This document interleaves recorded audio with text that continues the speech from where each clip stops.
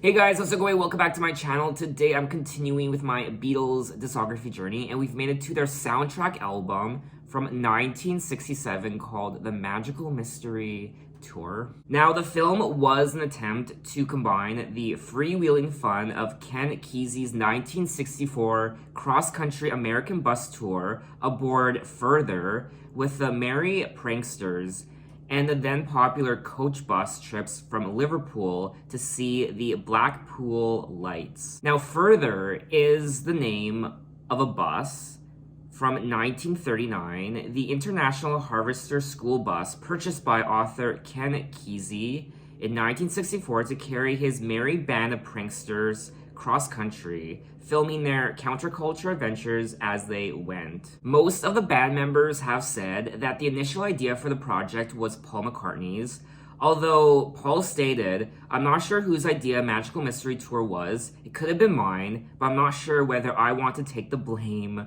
for it." When recording their new songs, the Beatles continued the studio experimentation that had typified Sgt. Pepper's Lonely Hearts Club Band and the psychedelic sound they had pursued since Revolver. The sessions for the album have been characterized by some biographers as aimless and unfocused, with the band members overly indulging in sound experimentation and exerting greater control over production. Nonetheless, though, the album topped Billboard's top LP listings for 8 weeks and was nominated for the Grammy Award for Album of the Year in 1969. The Beatles' use of psychedelic drugs, such as LSD, was at its height during the summer of 1967 when the songs for the soundtrack were being recorded. George Martin, the group's producer, chose to distance himself from their work at this time. He said that much of the Magical Mystery Tour recording was disorganized chaos. They half knew what they wanted and half didn't know, not until they tried everything.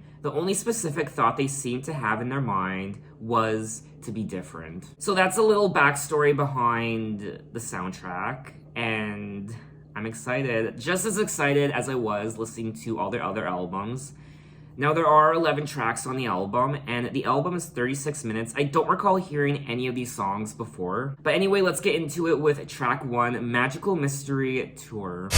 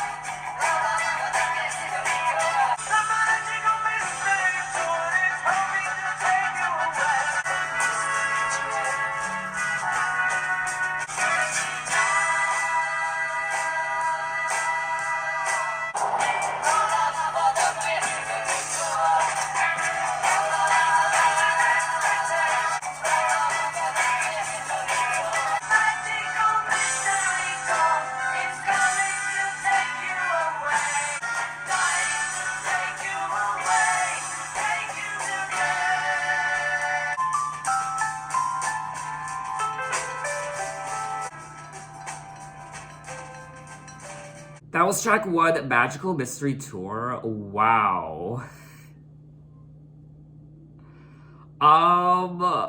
I liked it, but it's so, it's definitely different.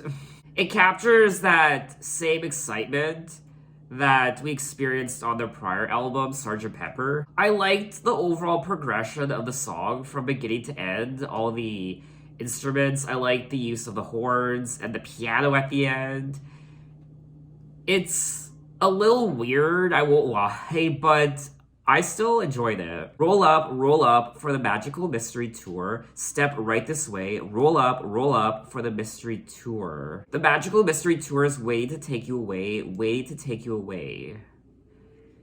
And they kind of just repeat that the entire time. But roll up for the Mystery Tour. Magical Mystery Tour was written as the main theme shortly after Paul McCartney conceived the idea for the film.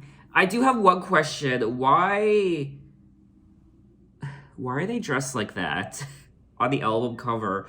Obviously it has something to do with the movie. I haven't seen the movie. I need to watch the movie. Yeah, I have a lot of questions. Oh, thank God, there's a part here explaining the artwork.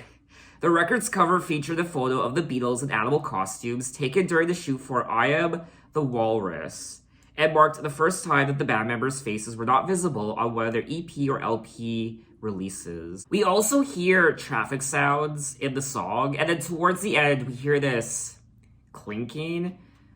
Clinking you'd hear in like a restaurant maybe. Magical Mystery Tour sets us off, and John and Paul sing about taking us away. There's a lot of rollicking Sgt. Pepper type roll and swing about this one, with an almost Herb Alpert trumpet in the background and a piano break. We fade out to tinkling bells and what sounds like the clatter of milk bottles. There are also interpretations of the lyrics as an explicit reference to drugs, since the Beatles were experimenting with acid in those days. Oh, roll up can also be a reference to rolling up a joint. Oh, I didn't think about that.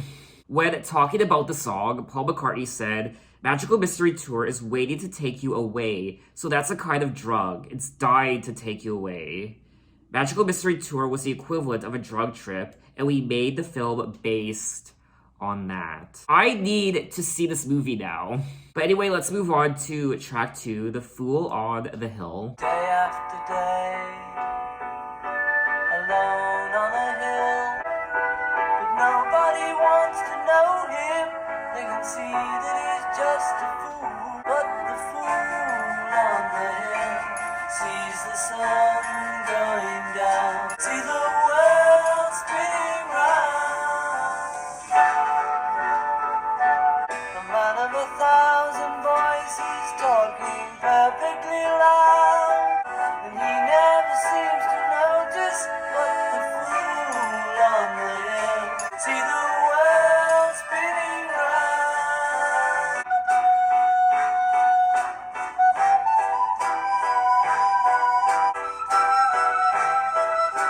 And nobody seems to like him. Fool on the hill sees the sun going down.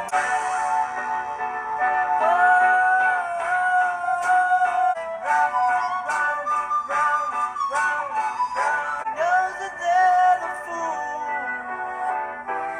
They don't like him, and the eyes in his head see the world spinning round.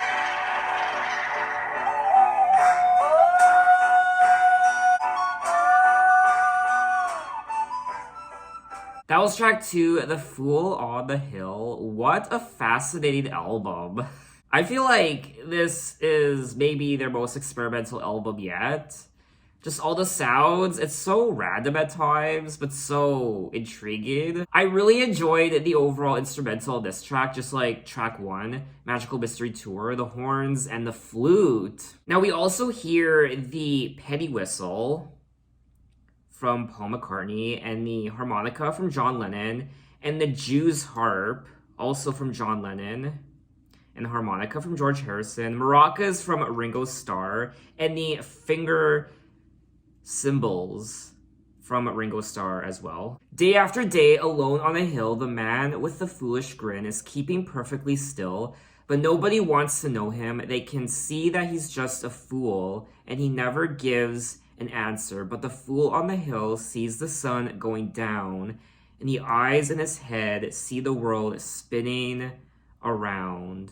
Well on the way, head in a cloud, the man of 1,000 voices talking perfectly loud, but nobody ever hears him. Not only is the overall production, the instrumental of these songs quite different and experimental, but also the lyrics are quite out there and unique and creative. The lyrics describe the fool, a solitary figure who is not understood by others, but is actually wise. Paul McCartney said the idea for the song was inspired by the Dutch design collective The Fool, who did derive their name from the tarot card of the same name. Okay. The Fool were a Dutch design collective and band in the psychedelic style of art in British popular culture in the late 1960s. Now, it looks like this song was the Beatles' first project following the death of their manager, Brian Epstein. McCartney envisioned this film as establishing a whole new phase of their career with himself as the film producer of The Beatles. I did enjoy this song just like track 1, and I would listen to it again. For me anyway, I just find the story behind this album so captivating and intriguing, and I like the overall experimentation on this album, the instrumental, all the unique and interesting sounds I'm hearing. So let's move on to track 3, Flying.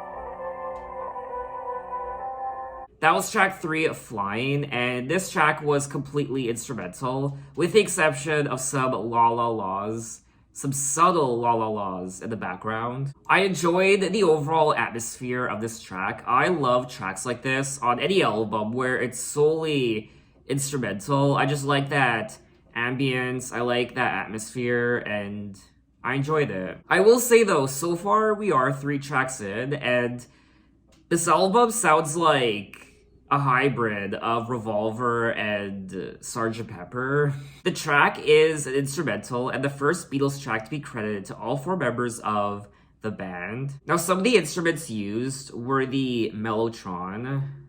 I don't know what that is.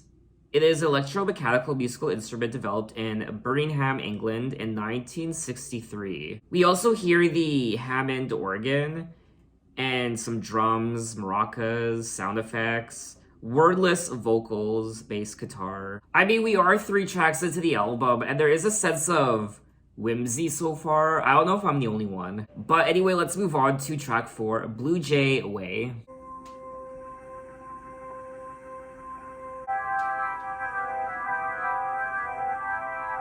There's a fog upon LA. We'll be over soon, they say. Please don't be loud, or I may be asleep. Well, it only goes to show some policemen on the street.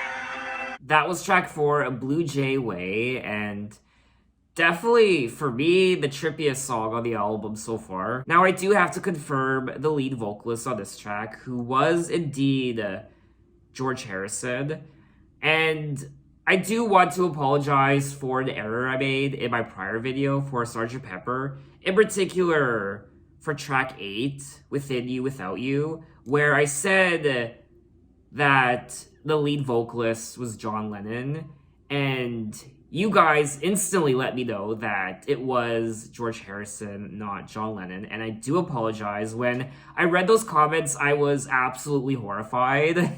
I was like, no, how did I make that mistake? And I feel so bad. It bugged me for so long, and I was really disappointed in myself. I was really kicking myself over that mistake because to me it was a big mistake. And I really, really do apologize for that misstep. I enjoyed the overall instrumental of this track. I also enjoyed George Harrison's vocals, which were kind of distorted, and the overall track was a little not haunted, just very. I don't know, I can't really explain it. For me, anyway, there was something a little ominous about the overall atmosphere of this track. There's a fog upon LA, and my friends have lost their way. We'll be over soon, they said. Now they've lost themselves instead. Please don't be long. Please don't you be very long. Please don't be long, or I may be asleep.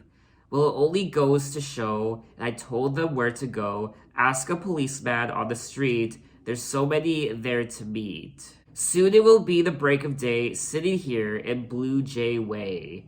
Please don't be long. I don't know what this Blue Jay Way is. I mean, which of these songs were written and created when the Beatles were sober, and how many of them were created when they were on drugs? Or were they on drugs the entire time for all these songs? Or, I mean, I have no idea. Blue Way J was named after a street in the Hollywood Hills of LA where George Harrison stayed in August of 1967. The lyrics document his wait for music publicist Derek Taylor to find his way to Blue Jay Way through the fog-ridden hills, while George Harrison struggled to stay awake after the flight from London to Los Angeles. The song is described as George Harrison's farewell to psychedelia, since his subsequent visit to Haight-Ashbury led to him seeking an alternative to hallucinogenic drugs and opened the way to the Beatles' embrace of transcendental meditation. I like the story behind the song, and I like the overall instrumental, and I enjoyed this song just as much as the prior 3 tracks. So let's move on to track 5, Your Mother Should Know. Let's all get up and dance to a song that was a hit before. Your mother should know. Your mother should know. Let's all get up and dance to a song that was a hit before. Your mother should know. Your mother should know.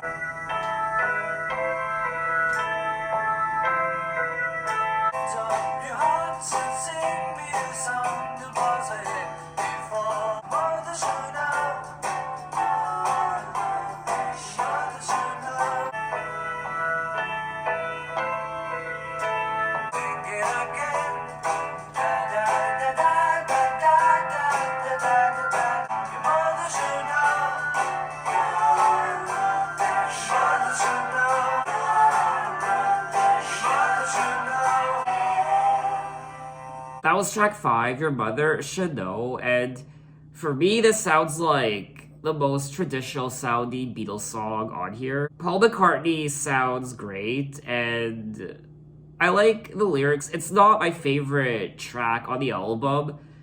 Compared to all the other tracks I listened to, this one sounds kind of ordinary.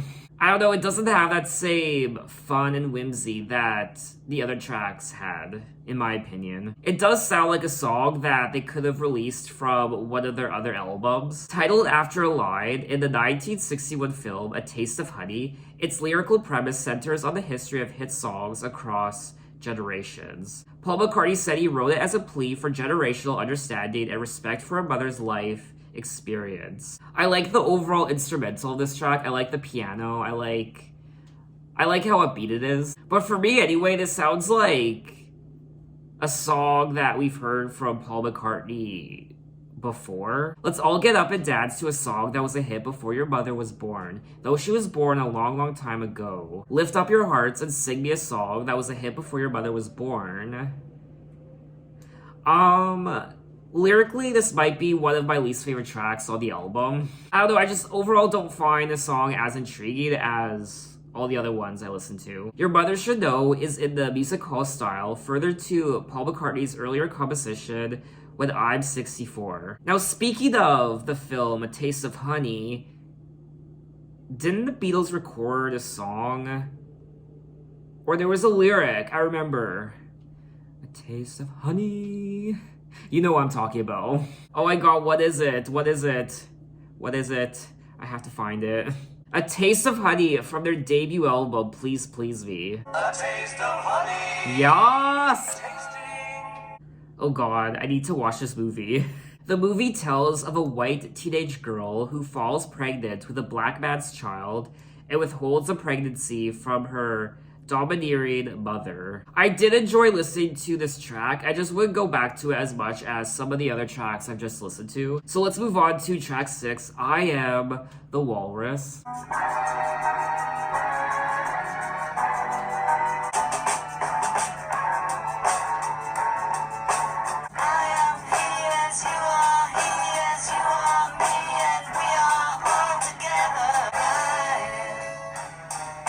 Sitting on a cornflake.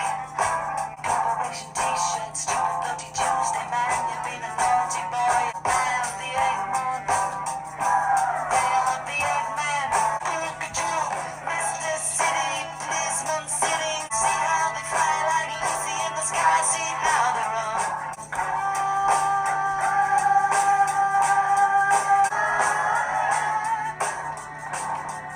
Grab a lock of fishwife, pornographic priestess. Boy, you've been a naughty girl, you let your knickers down. I am the walrus. Look at you.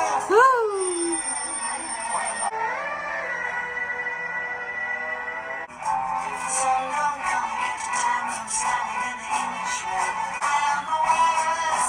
Look at you. Don't you think the Joker laughs at you?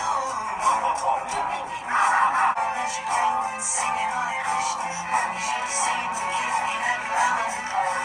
I am the walrus.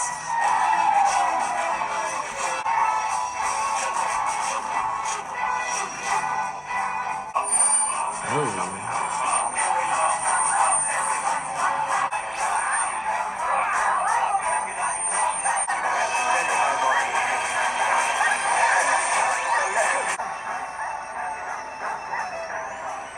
That was track 6, I Am The Walrus.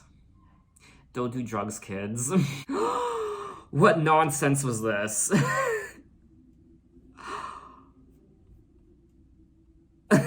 I mean, where do I start? I have no idea. I'm crying, sitting on a cornflake, waiting for the van to come. Corporation t-shirt, stupid bloody Tuesday, man, you've been a naughty boy, you let your face grow long. I am the Eggman. They are the Eggmen. I am the Walrus. Goo goo gajoob. Mr. City Policeman sitting, pretty little policemen in a row. See how they fly like Lucy in the sky. See how they run. I'm crying. Yellow matter custard dripping from a dead dog's eye. Crabalocker fishwife? What is that? Pornographic priestess? Oh dear. Expert, choking smokers, don't you think the Joker laughs at you? Ho ho ho, he, ha ha ha. Ha! It's just nonsense. There can't possibly be an actual story being told here. Honestly, one of the most iconic Beatles songs of all time. And I may or may not be kidding. I Am the Walrus was John Lennon's main contribution to the film. It was primarily inspired by both the experiences with LSD and Lewis Carroll's poem, The Walrus and the Carpenter. Oh, it's also based on Lewis Carroll's poem. Lewis Carroll. Ah, yes. LSD, Lewis Carroll. Drugs, Alice in Wonderland.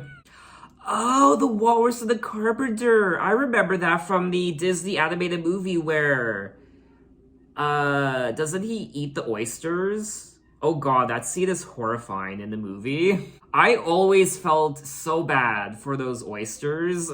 The song came into fruition when John Lennon received a letter from a student from his former high school where the English teacher was, I guess, teaching a class on the Beatles lyrics. So a scholarly interpretation of all of the Beatles lyrics. Amused by this, John Lennon set out to write a lyric that would confound analysis from scholars and music journalists. So essentially, John Lennon was trolling. Even so, I imagine there are still people who have tried interpreting this song.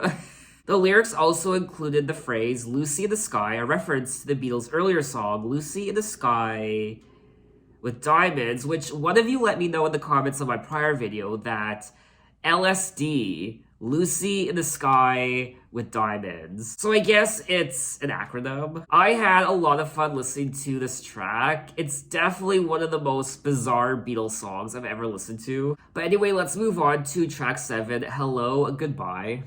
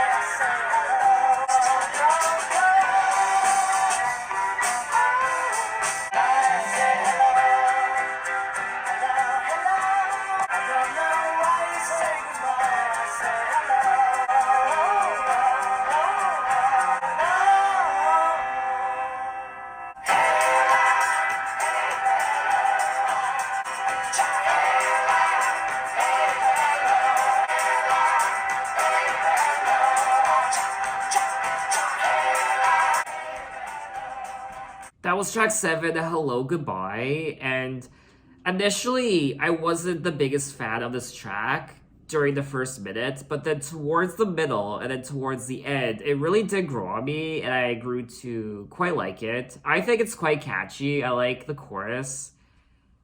And it's one of those songs you just want to sing along to. I mean, the lyrics are nothing to really write home about. You say goodbye, I say hello, hello, hello. I don't know why you say goodbye, I say hello, hello, hello.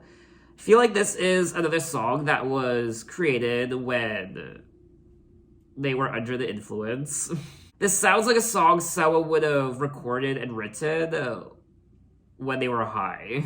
Whether that's true or not, I don't know. McCartney later said that the lyrics take duality as their theme.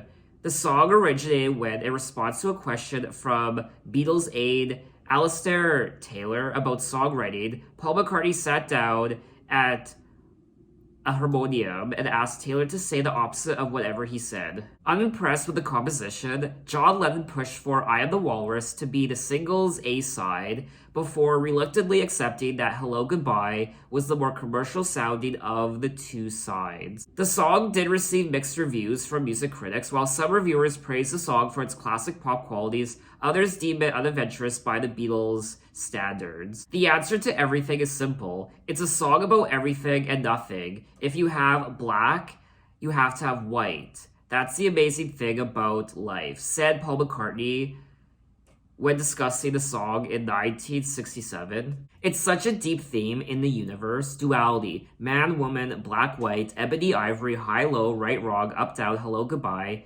That was a very easy song to write. Okay, so maybe he wasn't high. When talking about the song in 1980, John Lennon said, "That's another McCartney. Smells a mile away, doesn't it? An attempt to write a single. It wasn't a great piece."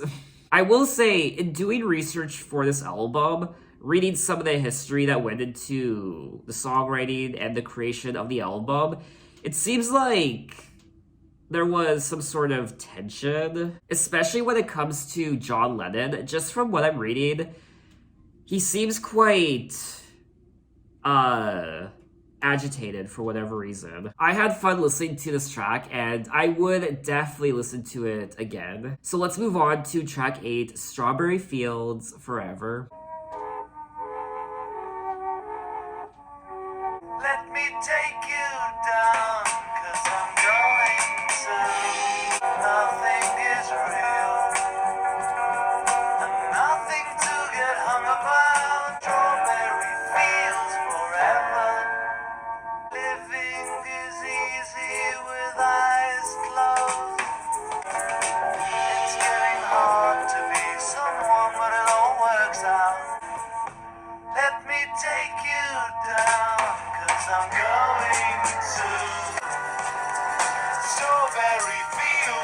forever.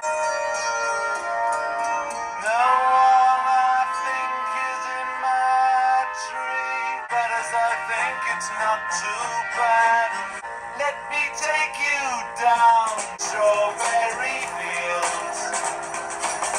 Nothing to get hung about. Always know, sometimes think it's me. I think I know me, yes, but it's all wrong. Let me take you down, 'cause I'm going to strawberry fields forever. Strawberry fields forever.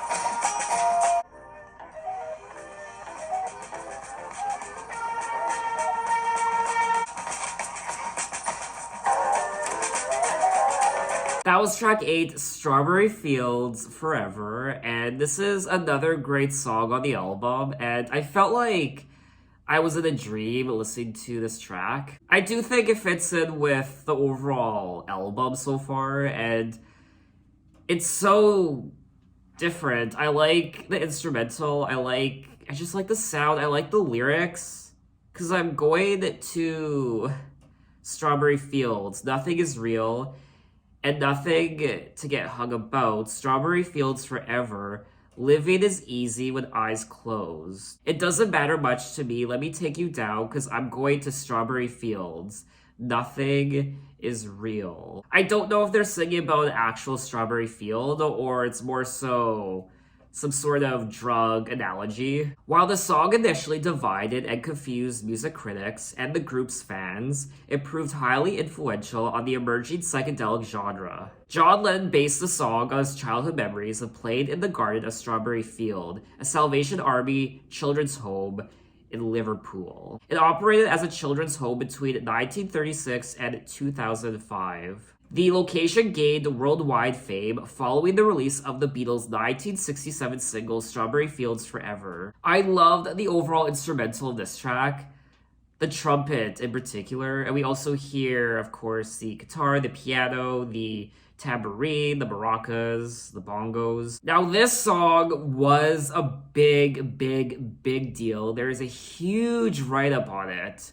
One of the biggest write-ups I've ever seen for a Beatles song. Now, the song was intended for their forthcoming Sgt. Pepper's Lonely Hearts Club Band album, but instead, with pressure from their record company and management for a new product, the group were forced to issue the single, and it adhered to the philosophy of omitting previously released singles from their album. To the band's displeasure, the song was later included on the US Magical Mystery Tour LP. John Lennon viewed Strawberry Fields Forever as his finest work with the Beatles. After his murder, a section of New York Central Park was named after the song. I enjoyed everything about this track. I like the lyrics, and now I like the story behind the lyrics and how personal they are to John Lennon. And I like his voice also. I like the overall atmosphere. Like I said already, I felt like I was in a dream listening to it. And it's just, to me, it's just fantastic to listen to. It's quite mature sounding, but there's that sense of childlike whimsy in the track also. The song's working title was It's Not Too Bad, and the song took 45 hours to record, spread over 5 weeks. There were 26 takes. It was the most complex recording the Beatles had attempted up to this point, and involved 3 distinct versions of the song. Each one was different in structure, key, and tempo, yet the release recording was created through a combination of the final 2 versions. It's sad this song wasn't included on their prior album, Sgt. Pepper. I think it would have been a great inclusion, but those damn record labels. The reaction when you played Strawberry Fields Forever to people was weird. Penny Lane was a bit Beatle-y. Strawberry Fields really wasn't. So it looks like when this song first came out, people's impressions of it was divided, and you either liked it or you didn't, and you just didn't get it. Strawberry Fields Forever was reflective of how pop fans felt abandoned by the Beatles, with one teenager commenting that the group had turned deliberately weird and ought to stop being so clever and give us tunes we can enjoy. Well, kid, I enjoyed this track, so F you.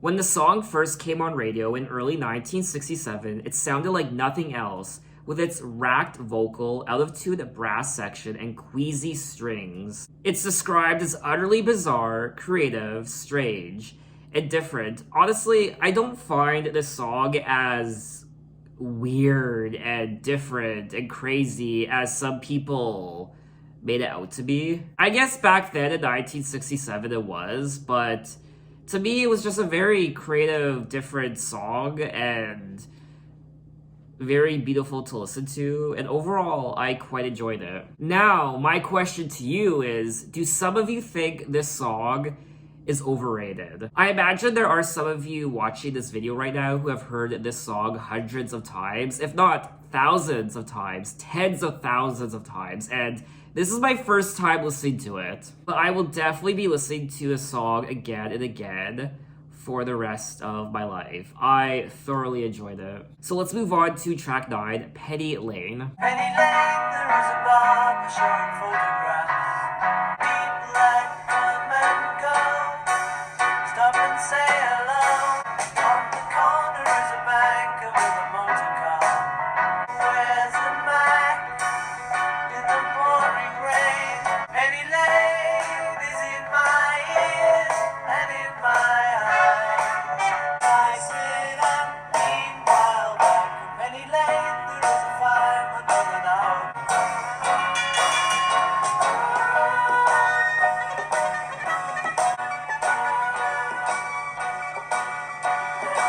Penny Lane is in my ears and in my eyes. Meanwhile back behind the shelter in the middle of the roundabout. She's in a plane, she is anyway. Penny Lane, the barber shaves another customer. Beneath the blue, Penny Lane is in my ears and in my eyes. Beneath the blue, suburban skies. That was track 9, Penny Lane, and this is another song that I quite enjoyed. The overall instrumental, I loved the trumpets and the piano, of course, Paul McCartney's vocals. It's a very catchy song, I like the melody. We also hear flutes, and there's an orchestra, and there's hand claps, there's congas, there's a tambourine.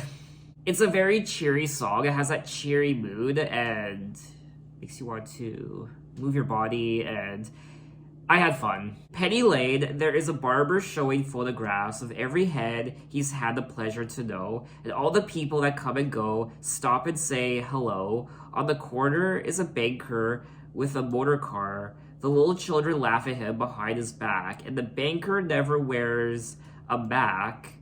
In the pouring rain, very strange. Penny Lane is in my ears and in my eyes. So I imagine Penny Lane is an actual place. The lyrics referred to Penny Lane, a street in Liverpool, and it makes mention of the sights and characters that Paul McCartney recalled from his upbringing in the city. Now, just like Strawberry Fields Forever, this song was meant for Sgt. Pepper's Lonely Hearts Club Band, but unfortunately they had to adhere to the policy of omitting previously released singles from their albums. And just like Strawberry Fields Forever, this was another big hit for the Beatles. When reflecting on the song in 2009, Paul McCartney said, Penny Lane was kind of nostalgic, but it was really about a place that John and I knew. I'd get on a bus to his house, and I'd have to change at Penny Lane, or the same with him to me. Now, lyrically, there are several ambiguous and surreal images, and I do want to say lyrically, I think this song's great. I like the story of what he's singing about, even though at times I have trouble figuring out what he's actually talking about. There seems to be references to Remembrance Day, selling poppies from a tray, and approaching winter. The fireman and fire engine referred to in the lyrics were based on memories of the fire station at Mather Avenue, while the barbershop was Bioletti's, where McCartney, Harrison, and Lennon each had their haircut as children. The lyric "for a fish" and "finger pies" is British slang. A "for a fish" refers to 4 penny worth of fish and chips, while "finger pie" is sexual slang for fingering. In Britain, most reviewers were initially confused by the singles and predicted that the Beatles' creative advances might not be rewarded in record sales. The commercial qualities of Penny Lane ensured that it was the more favorable received of the 2 songs, Penny Lane and Strawberry Fields Forever. Another fantastic song on the album that I would, of course, listen to again all the time, and it's just a shame that these 2 tracks weren't included on Sgt. Pepper. But anyway, let's move on to track 10, Baby You're a Rich Man.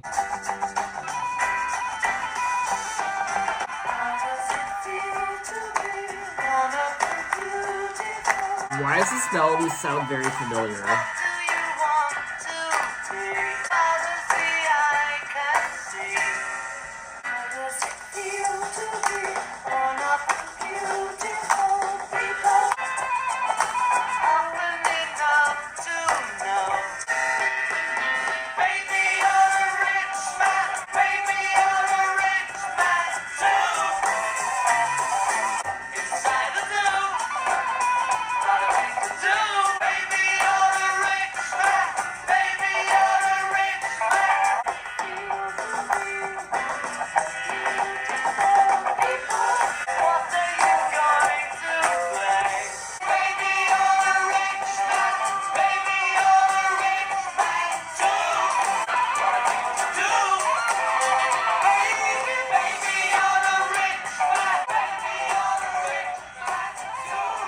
That was track 10, Baby You're a Rich Man, and I think I might have heard this song before because the melody instantly sounded familiar, as did the chorus, and I think this is another great song on the album. I really enjoyed the second half of the album. I did enjoy the first half, but I think the second half is where the big hits are, obviously. Just like all the other tracks, I like the overall instrumental.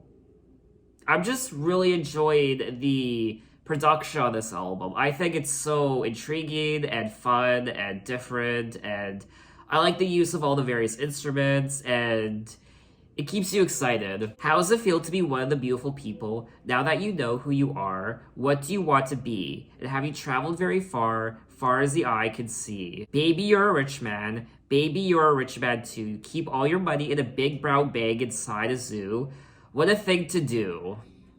I like the lyrics, they're fun. John Lennon wrote his portion of the song after attending the 14-hour Technicolor Dream, an all-night festival held at London's Alexandra Palace that served as a key event in the emergence of the counterculture in the UK. His lyrics address the beautiful people of the 1960s hippie movement and combined with the chorus to present a statement on the universality of non-material wealth. The lyrics have also invited interpretation as a message to the Beatles manager Brian Epstein, and alternatively has a comment on fame. Now, this is another highly successful Beatles song that is regarded as one of their best songs of all time, but some people have dismissed it as a second-rate take on John Lennon's Money Isn't Everything theme. During the 1960s, beautiful people was the term adopted by Californian hippies to refer to themselves. Someone else said that Paul McCartney's choruses are weak and overall the song is devoid of well-crafted music. Others have said that the song's lyrics lack purpose and there's no center to the music. Baby You're a Rich Man flounders in privileged emptiness. So it looks like this is another Beatles song where you either like it or you don't care for it. They also use the clavaling, I think that's how you pronounce it, on the track as well. And it's an electric keyboard instrument. Kind of like a synthesizer, I guess. I had a great time listening to the song and I would listen to it again. So let's move on to the final track of the album, track 11, All You Need Is Love.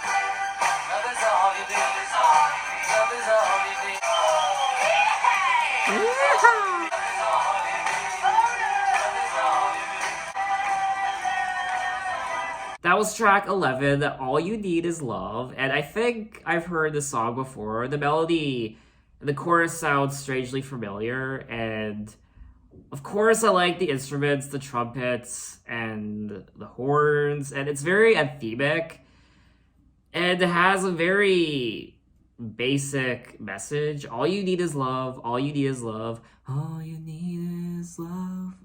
There's nothing you can do that can't be done, nothing you can sing that can't be sung, nothing you can say, but you can learn how to play the game. It's easy. Nothing you can make that can't be made. No one you can save that can't be saved. Nothing you can do, but you can learn how to be you in time. All you need is love. It's easy. Now, this is another song that was a big hit for the Beatles. John Lennon's lyrics were deliberately simplistic to allow for the show's international audience and captured the utopian ideals associated with the summer of love. There is something very hippie-ish about this song, I won't lie. All you need is love, spread love, and what have you. It's a very 1960s mentality. The song became an anthem for the counterculture's embrace of flower power philosophy. There was a tremendous feeling that the Beatles really did believe all this, and they'd very consciously written an anthemic piece that could be understood worldwide. This was the first time TV had been beamed to so many countries, and obviously most of the listeners wouldn't be English speakers. They wrote something really, really basic, and yet still got the counter-cultural message across, said Barry Miles in 2007. The song was Britain's contribution to Our World, the first live global television link for which the band was filmed performing it at EMI Studios in London on the 25th of June. The program was broadcast via satellite and seen by an audience of over 400 million in 25 countries. So that's nice. The song is very simplistic when it comes to its lyrics. All you need is love, but it's a universal language.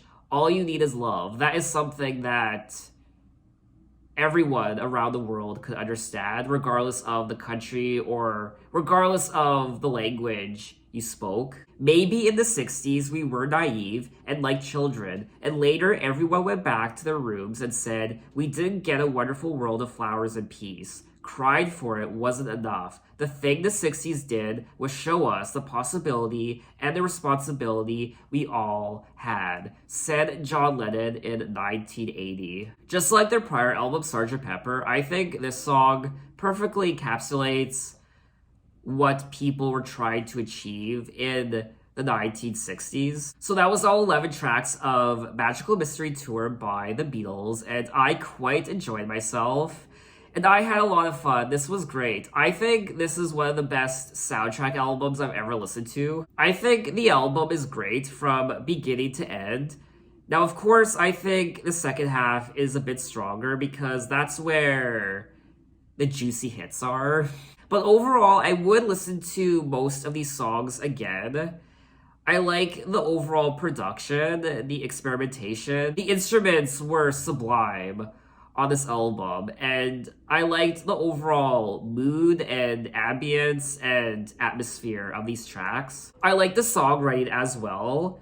The songwriting, I think, is quite strong and creative. A lot of songs obviously influenced by LSD, and even some good old gibberish. In particular, track 6, I Am The Walrus. I thought this was a great continuation of their prior album, Sgt. Pepper. I like the horns, the trumpets. It's quite anthemic in parts. Now, I will say, I do prefer this album over Sgt. Pepper. I did like Sgt. Pepper. I really did. But I still preferred Revolver over that album. And I would probably listen to this album more than Sgt. Pepper. And I don't want to just say that because some of their biggest hits are on this album. If these songs weren't included on the album, would I still love this album as much as I do? Probably not. These songs in particular really did elevate the album, so in ways, it's nice that a couple of these tracks weren't put on Sgt. Pepper, because if they were put on that album instead of this one, maybe this album wouldn't be as successful. Some of these songs, from my understanding, were quite polarizing to listeners back in the 60s when these songs came out. Some people just didn't get it. Some people were just like, what? And it just must have been a very interesting time in the Beatles' career. So what did you guys think of the album, and what are your impressions of it? Maybe this is your favorite Beatles album of all time. Maybe it's one of your least favorites.